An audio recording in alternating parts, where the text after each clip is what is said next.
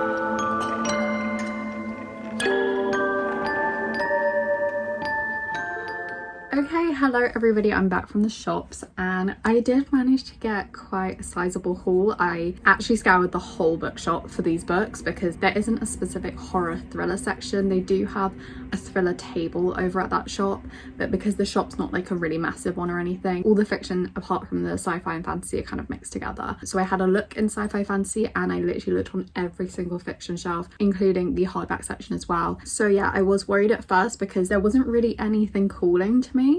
And then I managed to find like loads. But yeah, I haven't done like a proper book haul since I would say Yalk in July. So yeah, I'm so excited for all of these books. So here's my little pile, but I don't think I'm going to start with this. I think I'm going to show you guys first the book package that was waiting for me at that shop. Let's open this one because this one is just not a spooky one. So I'm going to open it and show you and like get it out of the way.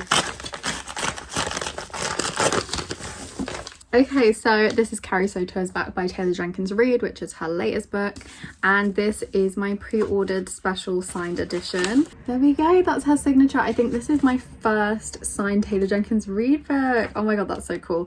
And also what's exclusive, I believe, about this one is the end papers, which are a tennis court. Oh my god, that's such a nice colour. So yeah, that's the first book that I picked up today, but I will not be reading this anytime soon. I'm hoping to read Malibu Rising first, and that's probably not going to be for a while as well because summer's passed. Before I go on to the rest of the haul, I thought I'd mention Spells for Forgetting by Adrienne Young, which is a book I've picked up since filming this video. This book follows Emery, who lives in the tight-knit community of Saoirse Island, where ancient superstition and folklore are a part of daily life. That is until Emery's life turns precarious when her first love, once accused of murdering her best friend, returns to the town he left 14 years prior.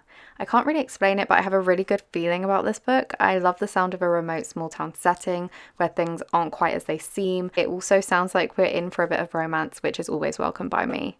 So yeah, I thought that I'd mention this book quickly as part of this haul just because I did buy it literally the next day.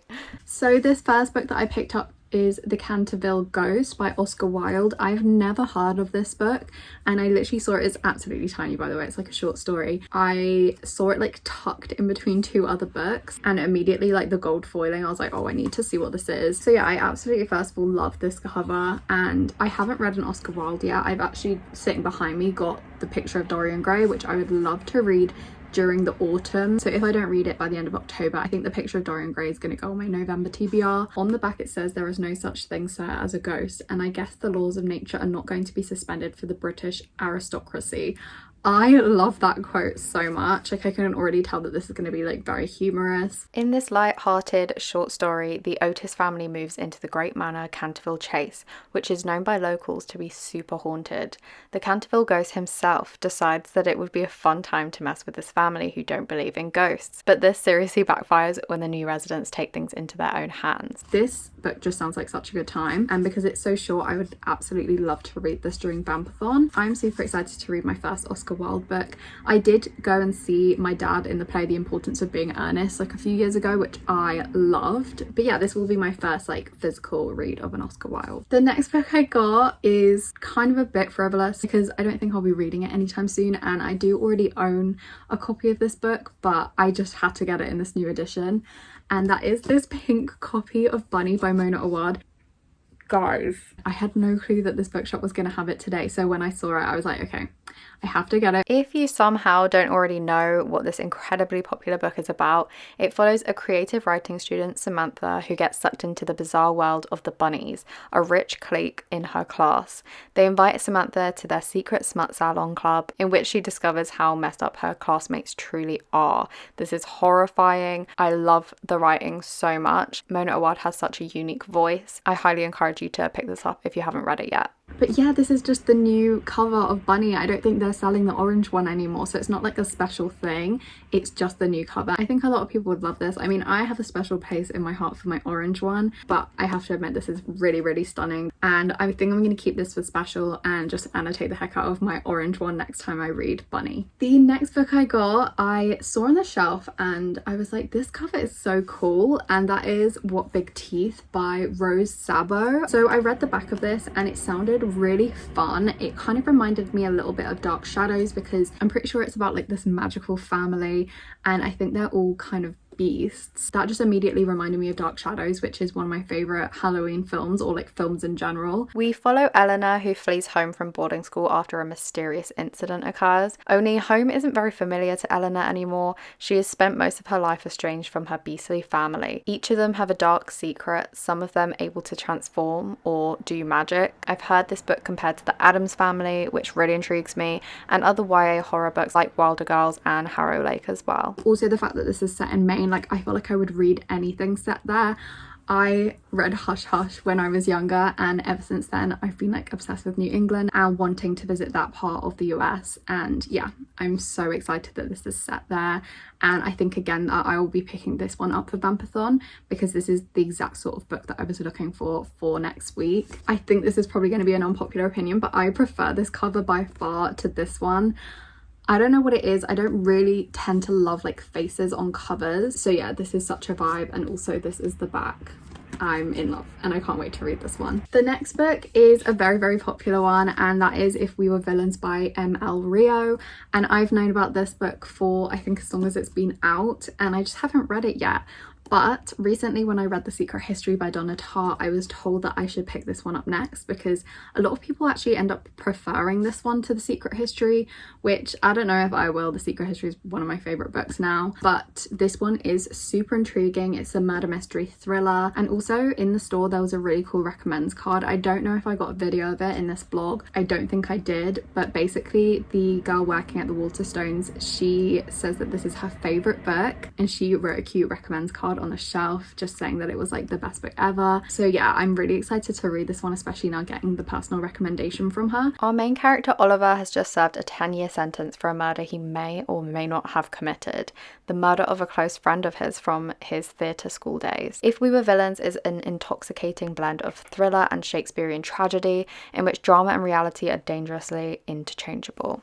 This does sound like my idea of the perfect book. The whole theatre side of it, as well as it being set in a school and murder happening and characters that are actors that have to pull something off, like it just sounds so fun and twisted. It sounds kind of like a mixture to me of The Secret History and All's Well. So yeah, I think I'm really gonna enjoy this one. This one is one that's been on my wish list for a very long time now, and I don't usually see it in many Waterstones, so when I saw it today I had to pick it up, and that is Frankenstein in Baghdad by Ahmed Sadawi. This isn't necessarily going to be one that I read in October, but as it was on the shelf I felt like I had to pick it up. I saw it in a recommendations video like a year or two ago now from Emmy Reads. I think she's called Emmy Reads, Emma from Emmy Reads, and it's described as a satirical reimagining of Mary Shelley's Frankenstein. So it's a retelling of one of my favourite classics, but with a twist. Shortlisted for the International Man Booker Prize 2018, this satirical retelling follows a man who stitches together body parts from the rubble-strewn streets. He wants to capture the attention of the government to force them into recognising the victims of war as real people. Then the corpse goes missing and murder sweeps across the city. Frankenstein in Baghdad brilliantly captures the horror and black humour of a city at war. This is going to be such an interesting read, I just know it. I feel like I will definitely enjoy this one just from how Emmy's described it. She says the writing is incredible. So yeah, I'm so happy that I actually found this today and finally own it. So the last book on this list is another one that is kind of in the realm of dark academia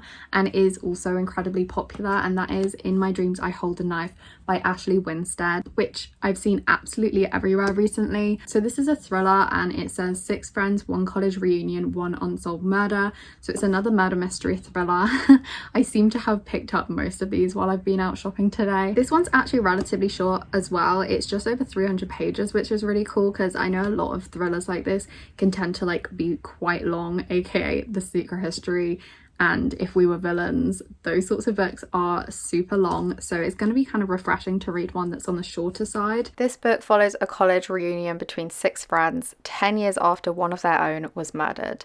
Nobody ever discovered how it happened or who was to blame, but now someone is determined to trap the killer and make them pay. Apparently it's told in a dual timeline as well, which I actually really enjoy. This one sounds similar to a book that I'm reading at the moment, which is A Lesson in Vengeance by Victoria Lee, returning to a campus setting after being gone for a while because of a murder.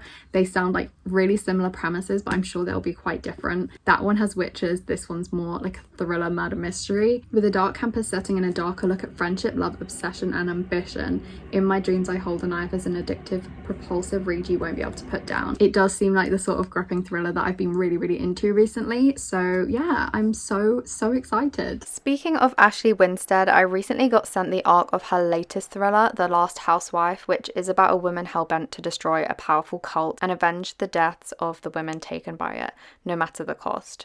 I've never read a book about a cult before, so I just already know that this is going to be wild. I think this one also involves a true crime podcast, which I think I'll enjoy a lot.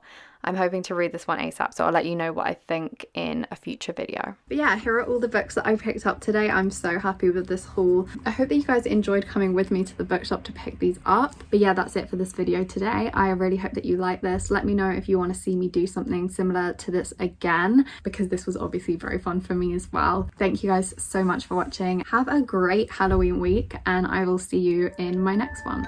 Bye.